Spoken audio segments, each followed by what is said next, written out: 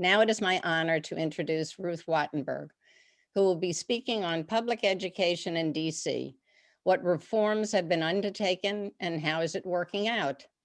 Ruth is eminently qualified to speak to us on this topic, having had more than 35 years of experience in education reform and policy. Currently, she serves as the elected member of the DC State Board of Education for Ward 3, where Temple Mica is located. Ruth joined the board in 2014 and was elected by board members in 2019 to serve a 2-year term as the board's president, which she just completed in January. She spent many years working for the American Federation of Teachers, including as its director of educational issues and the editor of its magazine, American Educator. Most recently, Ruth has worked as an education policy consultant, conducting evaluation and research projects in support of high academic standards and a curriculum rich in history, social studies, science, and the arts.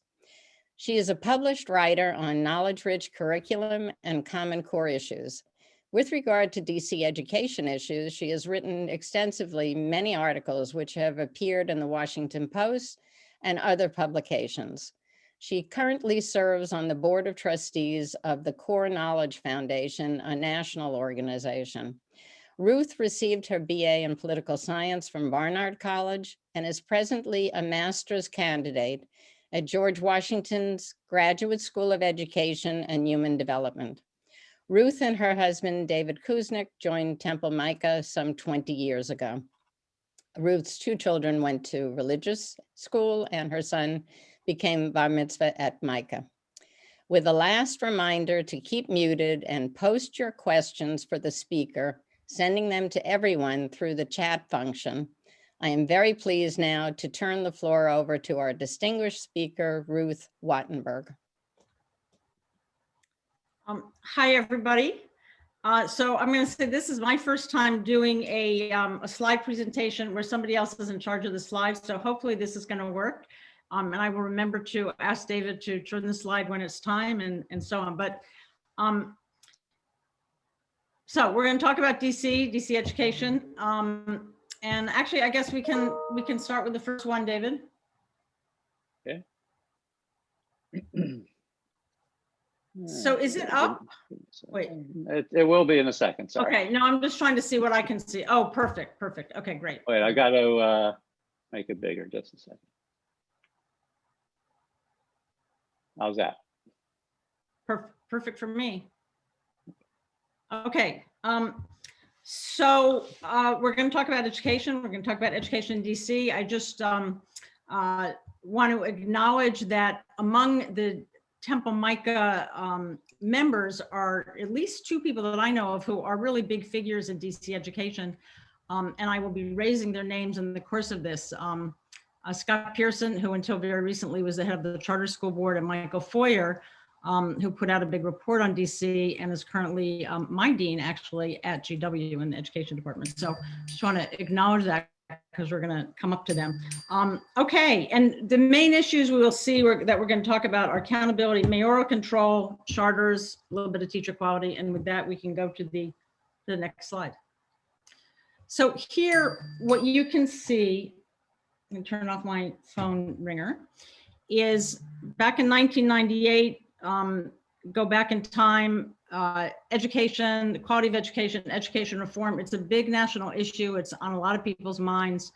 And in 1998, among the things that happened is it's the first time that NAEP, the National Assessment of Educational Progress, reports state level scores. And you can actually see where your state sits. And DC, that's right. Anyway, as you can see, DC is at 236, the national is 264. That's a very big difference. It's very significant. It meant that our kids were not reaching high standards at all. And I just also want you to note at the bottom there that DC Public Schools enrollment is down to 75,000. Once upon a time, it was over 100,000. But anyway, these are some of the things that people are thinking about. Okay, we can go next. And I'm going to go quickly through take us through this little time machine here. It's a little context. So 1995, for anybody who was here, you know, the city nearly goes bankrupt. It's a very tough time for DC. The city is really quite impoverished. And Congress, always helpful, swoops in and establishes that DC will have charter schools, and it sets up a particular form of charter schools for DC. And I will come back to that, but know that this was established by Congress and not by the people of DC. A year later, Congress hopefully comes back, establishes a control board over city finances, so that really the city is in the control of Congress, not ourselves, for a number of years. As part of that, they establish, they dissolve the old school board, they put it in their own board. Then we go through a period, this 96 to 07, there's 6 different superintendents at DCPS, a new one roughly every 2 years. Congress again helpfully adopts the Voucher Act, setting up a private school voucher program in DC. The big news is in 2007, Mayor Fenty dissolves what had been the reinstated school board and takes over the schools and becomes one of 15, 20 cities at the time that had mayoral control over their schools, although I'll say ours was the most severe. We may come back to that. He names as his first chancellor, Michelle Rhee, and we will come back to her. Also, universal pre-K starts. I just want to mention that. DCPS in 2009 hits its lowest enrollment ever. And then in the 2015 period, this review of the public education reform law, that's actually the review conducted by MICA member Michael Foyer. We'll come back to that. Then there's a scandal within the pandemic. So with that context, we can go to the next slide. The 2 big reforms that we're going to talk about are charter school reform and mayoral control. So I'm going to start with charters. And the big arguments for it are, charters bring about competition. And this was part of a national discussion. There was a sense that schools were weak. They were all over the place. They never closed down if they were bad. There were too many chiefs in charge. What we needed was accountability, accountability, accountability.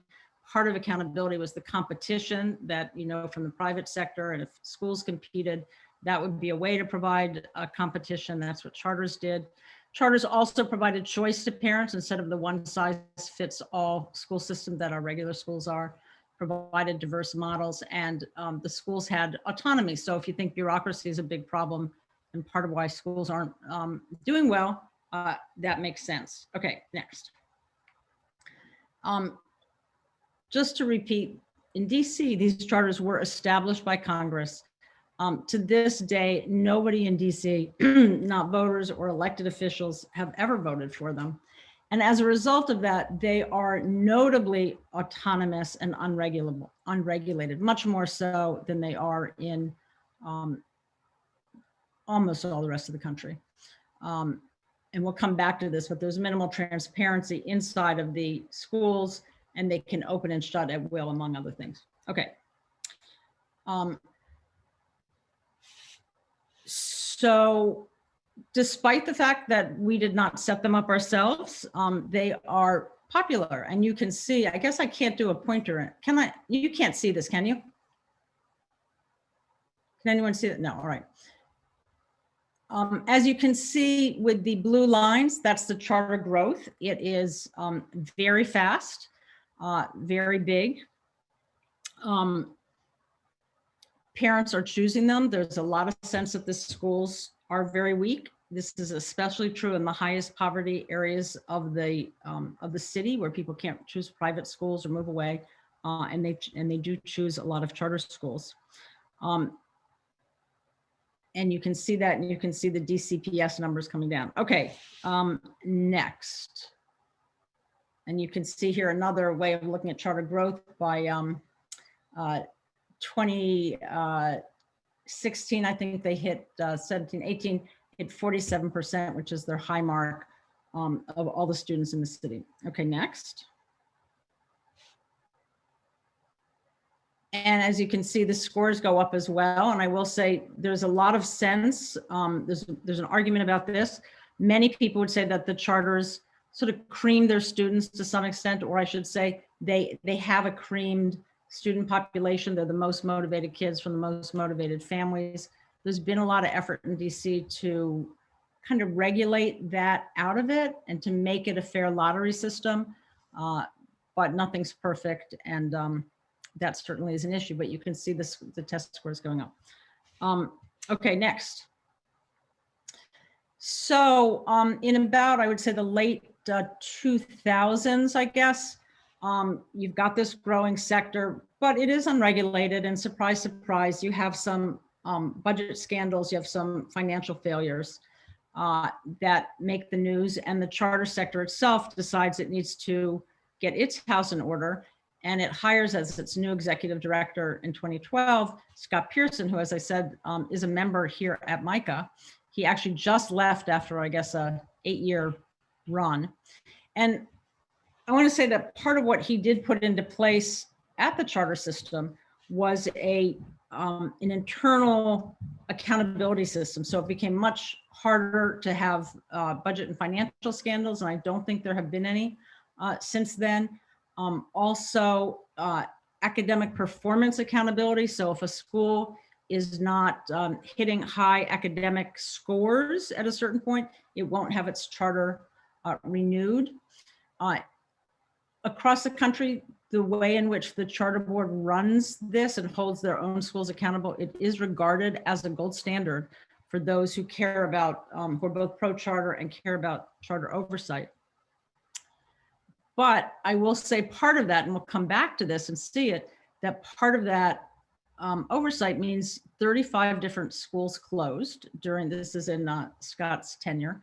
And because they can open anywhere at any time with nobody else signing off on it, by 2021, there were 128 charter schools. Okay, you can go on.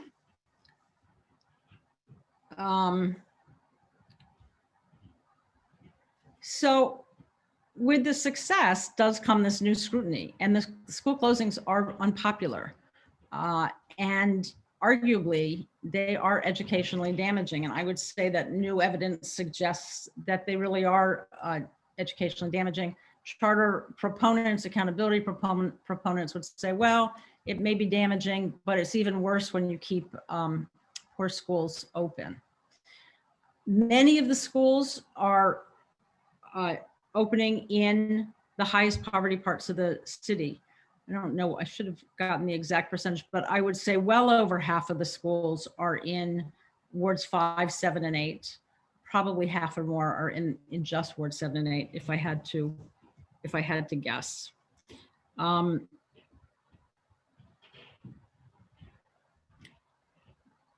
And there are growing concerns during all of this period that are going to come to a head sort of later in the last decade about lack of transparency and this excess autonomy, especially this ability to open and close whenever. Okay, next. So the other big reform is mayoral control. And a lot of the arguments on its behalf are very similar to the arguments for charters, in the sense that a lot of it's about accountability, efficiency. That is, the schools, they're tired, they're stagnant, they don't have to be held accountable. So they don't do what they need to do. They don't work hard enough. And plus, wow, there's just too many cooks. You know, you got, I forget what you had then, 8 or 9 people on a school board, and you had to come to a consensus, and they had political sensitivities. There was a sense that, you know, we know what works in education. Let's just hire someone, let's just do it. And if we have a mayor at the top, you can bring that kind of accountability. That was the argument for it. Also, with a mayor at the top who runs the whole city, arguably, you can bring to bear on behalf of kids, the other child serving agencies and other leadership across the city government. So that was a big hope. I do want to note this point at the bottom, because if I don't come back to it, somebody should remind me. I just went through some of the old reports and arguments in favor of mayoral control. And one of them was, there's no work, this is a parent, I think, saying, no working water fountain and no toilet paper are the most tangible things that parents can see about the failures of their school. So just remember that toilet paper piece. Okay, next. So Mayor Fenty names Michelle Rhee as chancellor. If you were here, you know, hold on. You certainly have heard of Michelle Rhee. She made it to the front page of Time magazine with her broom, acting like a witch, because that is very much how she was regarded in DC. And I see these words here are very small, but her big thing was performance pay. The idea, she came out of the teacher quality world and believed very much that teachers were the most important part of a student's education, and that a lot of these teachers were weak, and if they were ineffective, they should be terminated, and we should use performance pay to hold on to and attract the best that we could. And we should use, we should essentially get rid of tenure, use evaluations to get rid of those who are not so good.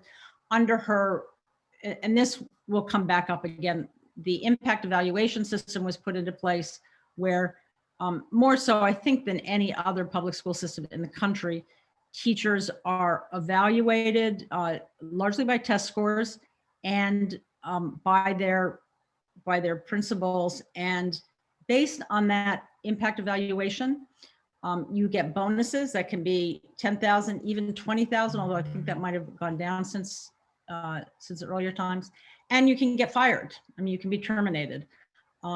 So it's very meaningful. It has a big impact on the system. Also, while she was there, there were large-scale teacher dismissals. There were also wide-scale school closings, and that arguably is much more because the DCPS system had been shrinking for a long time.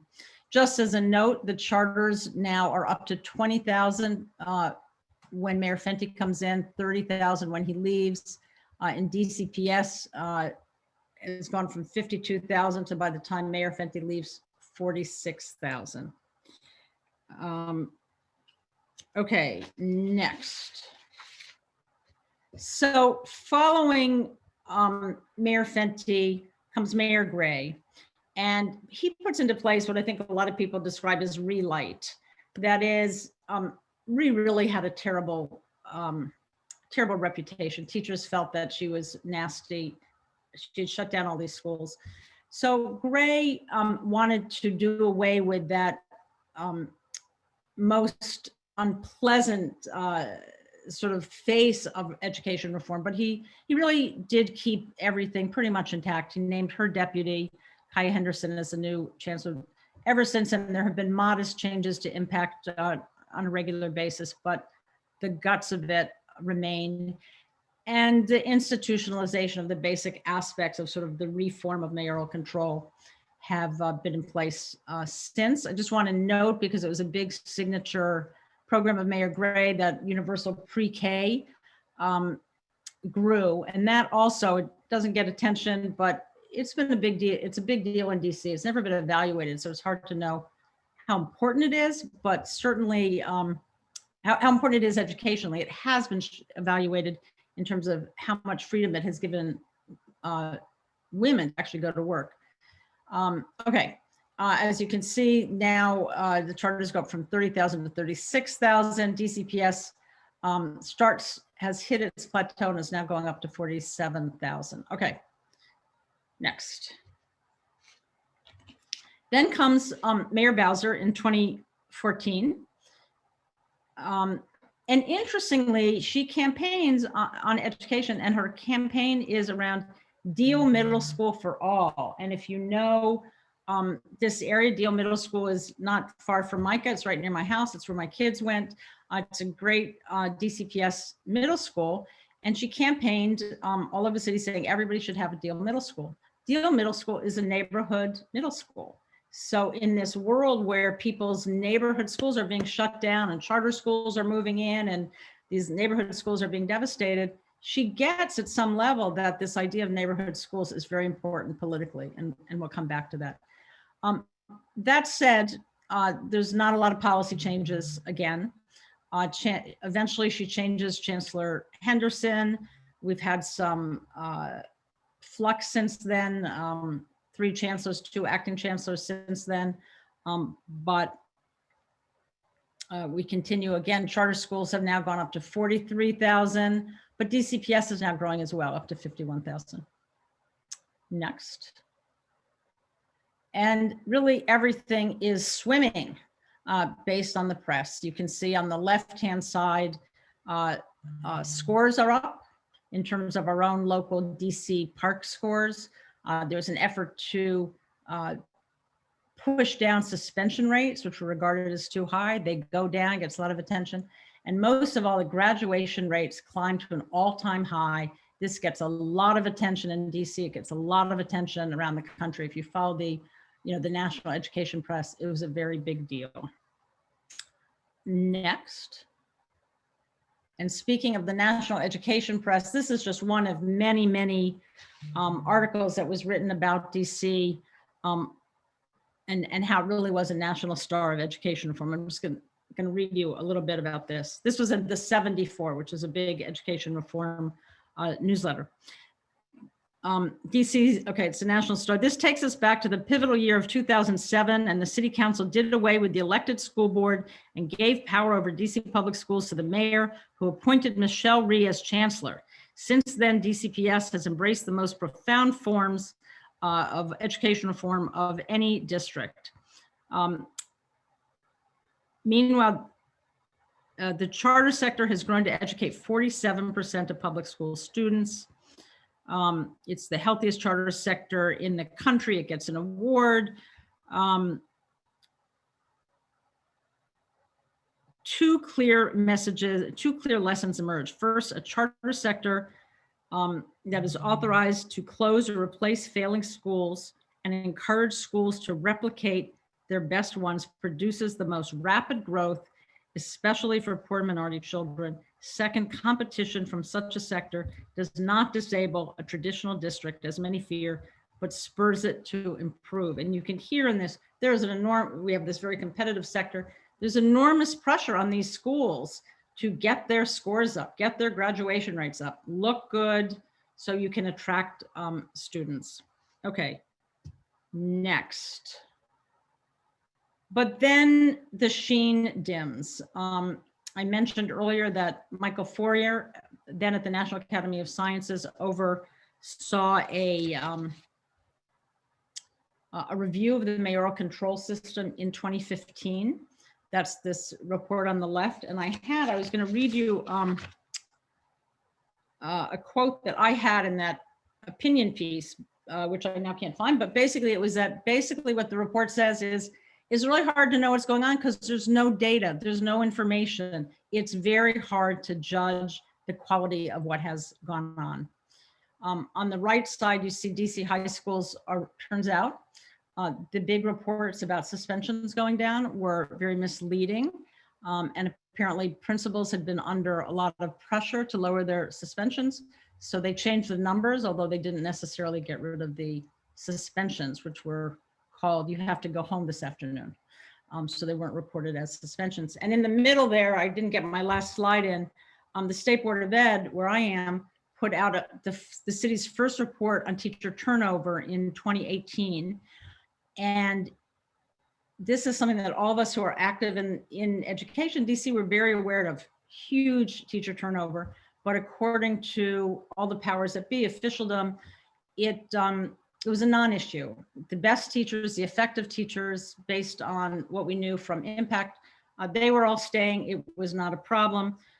We figured out a way with someone, some of you may have run into, Mary Levy, who is a terrific behind the scenes education researcher here in DC, found through public records, was able to pull together what the turnover rate was. And it was on average 25% and up to 30%, even 33%, as I recall, at some of the poorest schools. In comparison, is a school by school turnover ratio rate. I think it was 13% nationally, and I think it might've been 16 or 18% in urban districts across the country. It was huge. And I'll just say, in terms of teacher quality, part of what people like Michelle Rhee said is effective teachers can change a student's life. Effective teachers are the best thing we can do for a kid.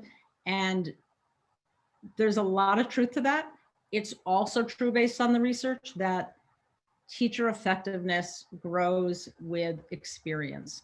And all of the evidence shows that new teachers are way less effective teaching kids than their more experienced peers. So in a city where every year a third or more of your teachers are brand new, whatever you're doing on the high end with your effective teachers, you're getting a lot of brand new teachers and mainly putting them in front of the neediest kids in the city. Okay, next. David. Yeah, it's not working. Is there Oh. more? There should be more. Is that where you went? Okay, hold on. I'm going to stop sharing and All right. see Well, what let me happens. say while you're finding it, the next one is, it's a great slide. It's like, bang. That's the high Okay, school hold on. graduation. Okay.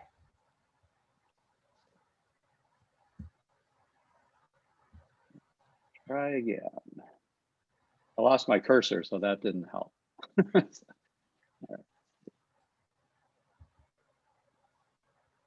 But I'm going to talk, David, okay? Yeah, go ahead while I figure this out. Okay. Okay. Yeah, go ahead. The anyway, the slide that you're missing and maybe we'll see is, there we go. The high school graduation scandal, which if you were here, you probably could not get away from.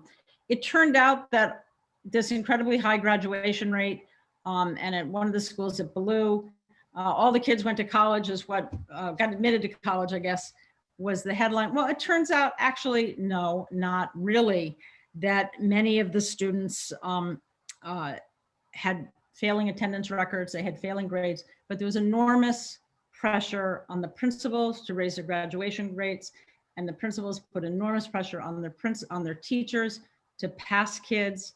And if you go to the next slide, you'll see that one result of that pressure was actually an FBI investigation was opened because it was so severe.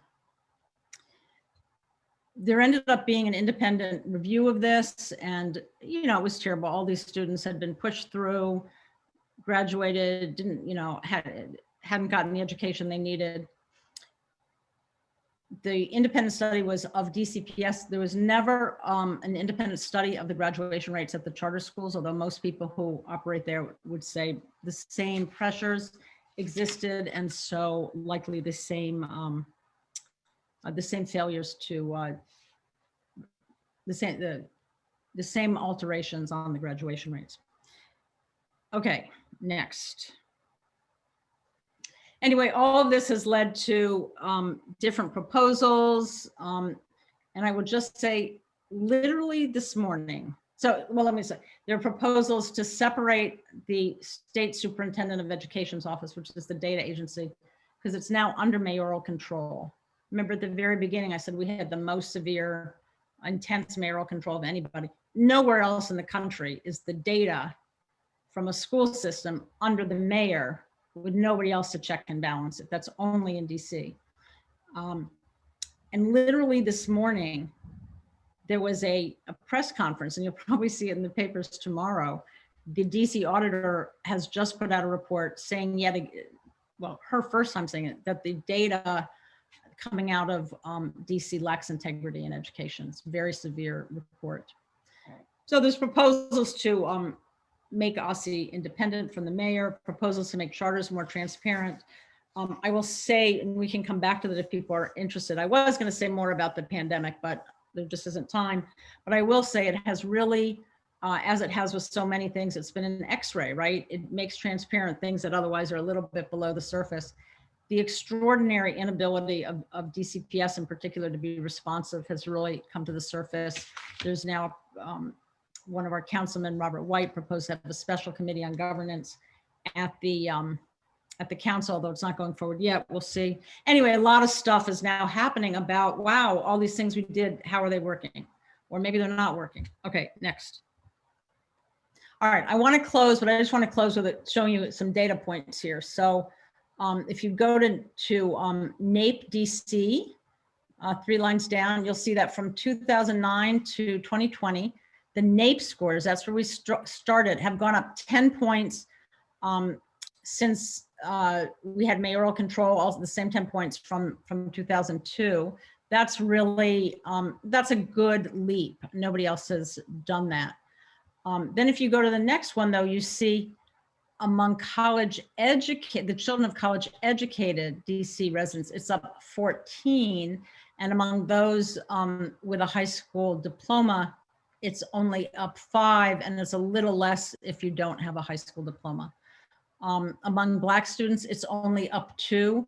I can't give you the number for white students because it's the data is there weren't enough white students way back when, but it's up 7 points from 2011, I guess. All right.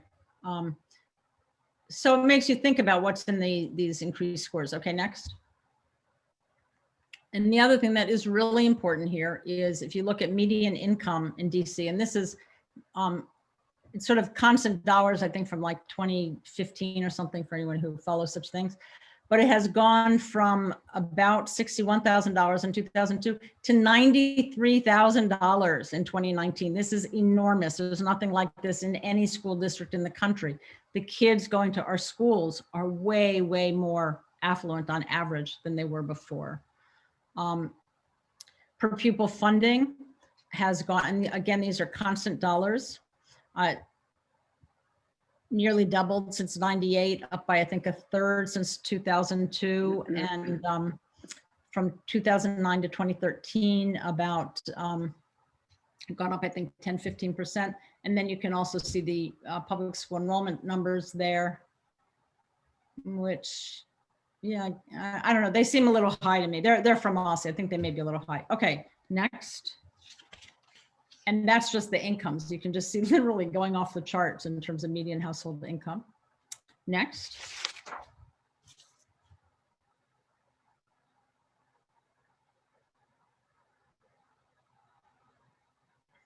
Is there a next, David, or I can just talk through the rest actually. Yeah, I'd have to stop and get it again. There's a problem with the cursor interfering. I can do it. Okay, well, this is what, no, you know what?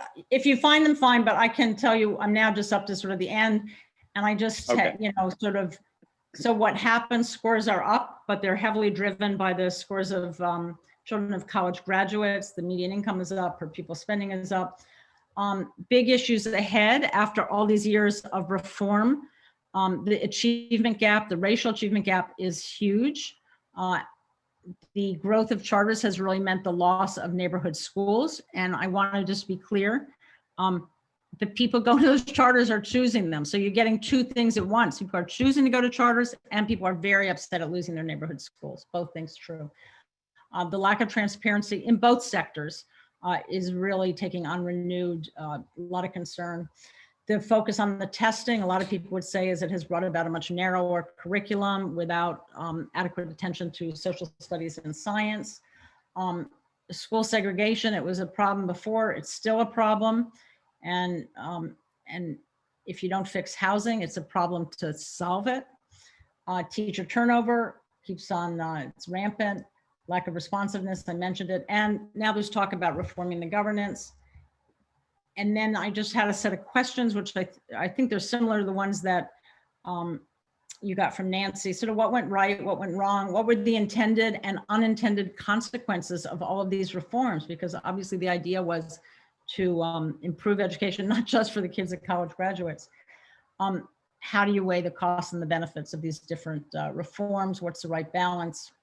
What's missing? That's it. That's great. Thank you, Ruth. It's time now for questions. So Sid, can you take over?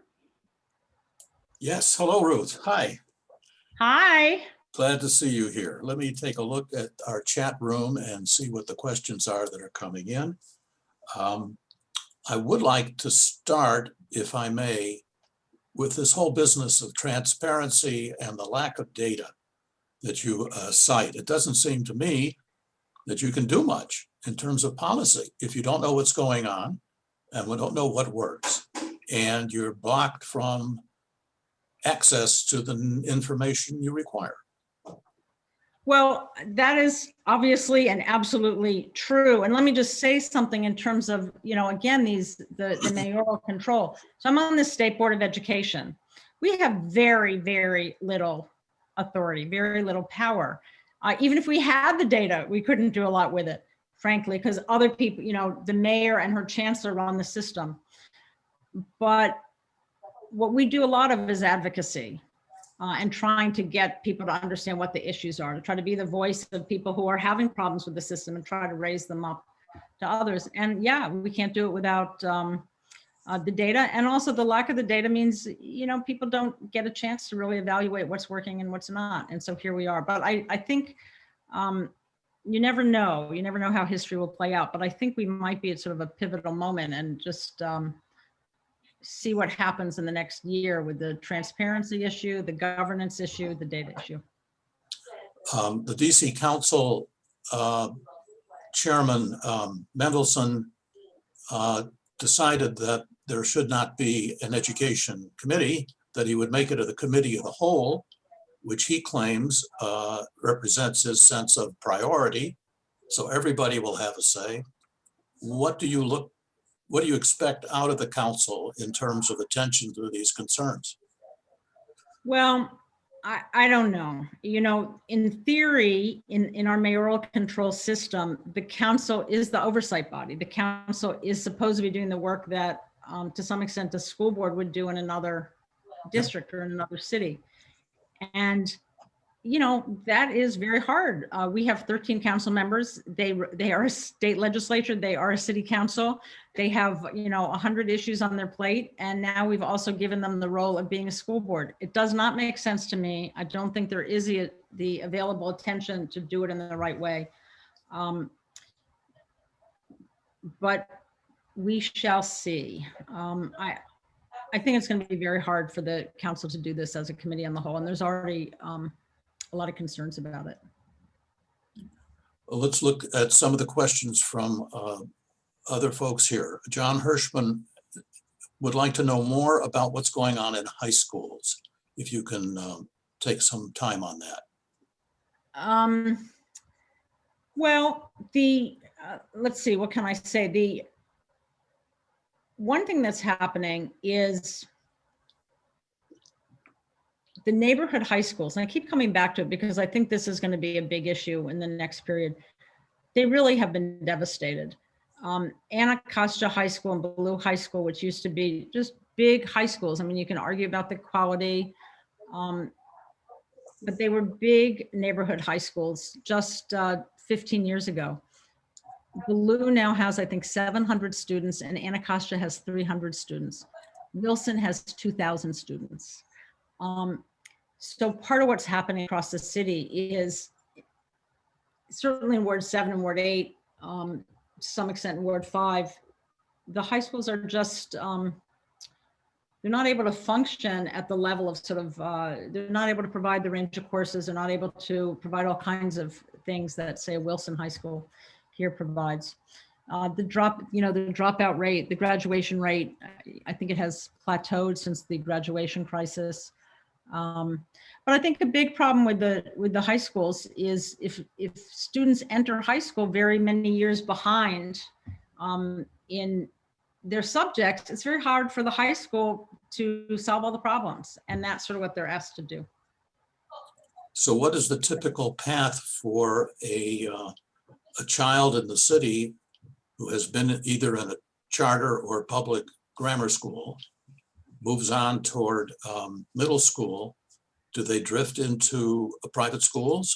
I'm sorry, I don't know this. Are there charter high schools?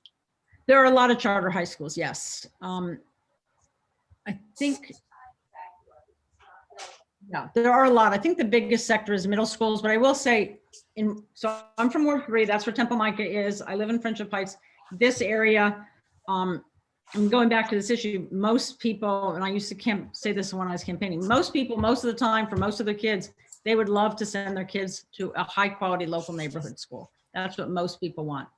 And in Ward 3, where we have pretty strong neighborhood schools, that's where people send their kids. So I know less about the charter sector than almost anybody else in the city in my role.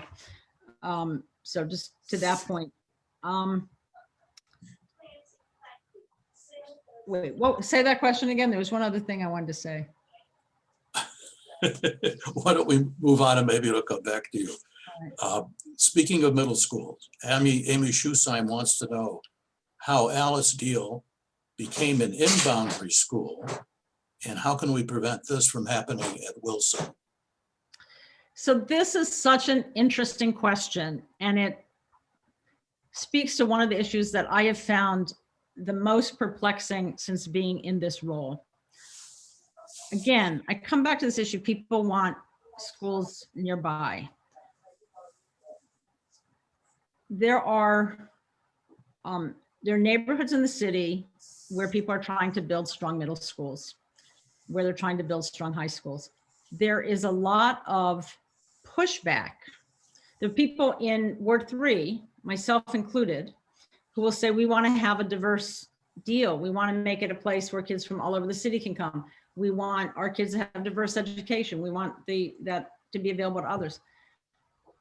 But there's a lot of people who will say, wow, you're just like the charters. You're just taking all of our most motivated students. And there's pushback to it. Same with Wilson. So this is a balancing act. Deal has become steadily wider. Wilson is becoming steadily wider. I think Wilson at current trends will become probably majority white in the next few years, which will be so different than anything it ever was in the past. And many people, I include myself among them, are not happy about that. And there are efforts to try to figure out how to solve what is this dilemma. And it's especially hard to do because we don't have a democratic system. So even if people across these wards were able to come up with an idea about how to resolve this dilemma to everybody's best satisfaction, there's nobody really to put it into place because the people that are running things may have different ideas. So it's a really good question and a really hard answer, really hard question to answer. Nancy Raskin asks, how would you rate the work of the board and what are its priorities? So I would rate the work of our state board as an A+ since our last elections. The board has changed significantly over time. And I would say right now, the people that got elected in November, it's an absolutely terrific group of people. They are all people who are deeply knowledgeable about and very interested in education. They know about it. Many of them work there professionally. They are from all over the city. They are really people, what you want in a board of ed, especially in the city, people who can sit down at a table and understand what's going on in all parts of the city and work with each other to try to figure out what's the best way forward, given all of that. So I think it's a really good board. In terms of our priorities, we don't run the schools. So that's not mainly what we talk about, except when we're over drinks on Zoom these days. What we do, one of the priorities that we do have is we've worked very hard on this teacher turnover issue, trying to bring that to light. We have a special responsibility. One of the few things that we actually have legal responsibility for statutorily is we have to sign off on different accountability plans for the city. And if anybody knows, we have a star rating. So every school gets rated 1 to 5 stars based largely on test scores. And at this point, I would say nobody on the board loves the system. And one priority is really to try to reform it, to come up with some ideas and sort of build the political will to switch it. There's another big thing we're working on. And changing the social studies standards is another thing that we're working on. Missed that. Changing the social studies what? One of the statutory responsibilities that a state board of ed has, again, it's a state board, not a city board, is to oversee the development and revision of standards. And they haven't been revised in years. So we are now looking at the social studies standards. So stay tuned. So when you show up for work, you and your colleagues on the board, what kind of staff support do you have? Well, first of all, let me be clear. We are not full-time at all. We are like part-time people who get money for our stationery and some other things. And, you know, the board Essentially, itself, You're we're not, high-paid it's not paid. volunteers. Pardon? Well, no, we are paid. We're high-paid volunteers. We're low-paid, you know, pick your, and then the board has developed a staff, but the staff mainly works on, you know, board projects. So no, the board is really, it's us and our computers. Like, see, I made all those beautiful slides all by myself. I didn't even know I could do it. I did. All right, let's see here. What is the role of parents today in school? Nancy Raskin says when her kids were at Oyster and Deal and Wilson, the parents were very involved and needed to be. Well, I would say that is still very true. Although I do think it has shifted a bit. I think my kids were in school in the same generation as Nancy's, and definitely was sort of part of the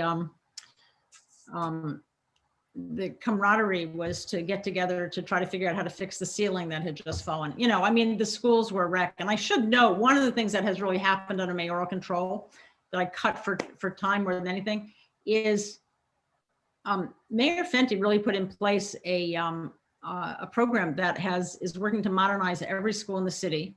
And we're about 70% of the way there. Sadly, it's 100% are done in Ward 3 and only about 60% in Ward 7 and 8. Partly because we don't have very many, so it's a mix of both things. So that camaraderie is a little less. But no, people are still very involved. It's still, you know, it's an urban system. Even in Ward 3, there's a lot of issues, and also it's good to be involved. You know, we know that more and more from the research. So I think parents are pretty involved. And strong PTAs all across this part of the city, and increasingly in other parts.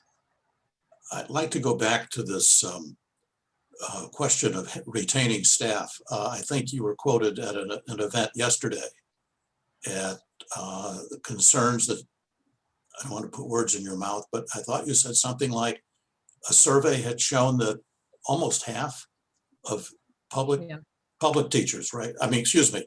Yeah. I don't know if this includes charter. It does. It does. Well, explain yes this? And no.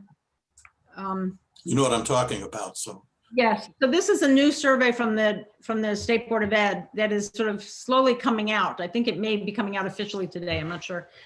That we did of all teachers in both sectors, and it's largely not just about sort of the pandemic. And one of the issues that we probed was how difficult this was for teachers. And 43% across the two systems, as I recall, it's a little higher in DCPS, but it was high in both sectors, said they had thought seriously about leaving the teaching profession this year because of how difficult it was. 43%, it's really extraordinary. So I mean, I don't think nearly that many will, but it's extraordinary, and it tells you how stressed out people are. Peg Bleckman wants to remind you, what about toilet paper and water fountains? Oh yeah, thank you. So one of the big things that was supposed to come with mayoral control was, you know, this central control, and there'd always be toilet paper. There'd always be, you know, that was a big thing. The textbooks would always be there because those were big complaints. So when we went into pandemic mode, and there were all these initial proposals about, well, we're going to reopen the schools and you'll have all your PPE. All of the parents, all the parents are like, are you kidding me? We haven't had toilet paper or soap in our bathroom for a year. And you're telling us to trust you to have PPE there on the right day? It won't happen. So it has really hurt the trust, and it's still an issue. And on this textbook thing, and by the way, the Washington, now I'm getting way more into my opinion. Sorry, I feel like I kind of deserve it this after a half an hour or an hour. The Washington Post will always run these op-eds or run these editorials about, you know, we can't go back to the bad old days, you know, when there was a school board and the mayor wasn't in charge because the textbooks never got to the schools on time. Anyway, as people point out to me, we don't really have textbooks anymore. But more importantly, here in this pandemic, it's a year. And part of what's also in this survey is, according to teachers, a third of the, no, a half of the kids, a third of the kids, a large number of kids still don't have internet, still don't have their devices, or they have devices that don't operate with the school. So it has gotten much better. I don't want to suggest otherwise. Since last March to now, many more kids have their devices, many more kids are on internet, but still it's a year and this is how kids are learning, and a lot of kids still don't have their stuff. So mayoral control maybe was cracked up to be more than it's able to deliver on. These are hard logistical issues. David Diskin asks, is there a program to improve effectiveness of teachers judged ineffective? Basically, I would say not. That has not, it's something that we've really pushed for. I would say that the system is not very interested in that. I think there really is an idea that teachers who aren't very good. And I think there's some more sensitivity to trying to help teachers, but actually not a lot. And yesterday was is where I was quoted from, were the performance oversight hearings at the DC Council on the education agencies. And 200 people signed up to come talk about their various problems with the education agencies. And there were a couple of teachers who talked about their evaluations. And one of them in particular that I heard talked about, he was a really good teacher and he got a bad evaluation. Nobody had ever been to his classroom. And he had filed a grievance to try to get someone to come evaluate him because he was fired. He was dismissed because of a bad evaluation. Nobody had ever really evaluated him. So there's a lot of issues to be worked out on that. Holy smokes. Yeah, I know. It's a very problematic system, I would say. And in theory, the chancellor is reviewing it, but I don't know. There's a lot of, I mean, part of what you sense in all this, you know, however good mayoral control might have been at the beginning, and I think back then I might have had the sense that, you know, can jolt the system. But part of what happens is, you know, what ossifies is the kind of these hierarchical relationships. You know, I'm the chancellor, I tell you what to do, you tell the teachers what to do. And it's a problem. Well, this is a perfect time then to ask you about the role of the teachers union. Have they been a positive force in this discussion of when do we get back into school? As an outsider, it looks to me as if there's a great deal of friction, and there's historically been trouble in the union. If I remember correctly, mismanagements, getting rid of a few presidents of the union. Can you succinctly tell us where things stand with the union and vis-a-vis the schools? Yeah, so going back to what you were raising, I had it in my original timeline, which turned out to be about that long, so it came out.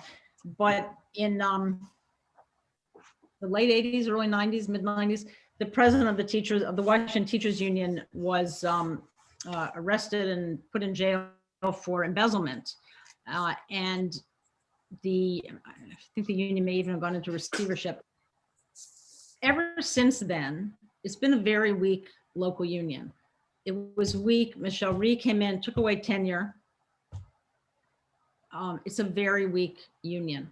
Interestingly, part of what the pandemic has provided, I think, is a vehicle for them to try to express the view of their members, which has led some people to think they're super powerful and they are the reason the schools aren't open. And in fact, you know, maybe they, by virtue of this whole situation, they've become more powerful than they were a year or 2 years ago. But I think most people would say they were not powerful prior. They're a pretty weak local union.